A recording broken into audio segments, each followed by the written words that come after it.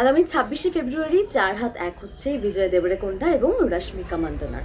ইতিমধ্যে হবু দম্পতি পৌঁছে গিয়েছেন উদয়পুরে।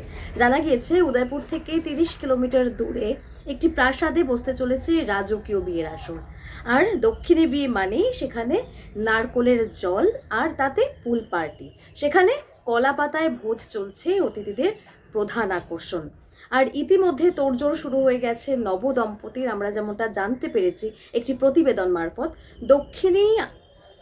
দক্ষিণী রীতিতেই বিয়ের যাবতীয় অনুষ্ঠান সেখানে হতে চলেছে এবং খাবার দাবারেও থাকছে দক্ষিণী ছোঁয়া।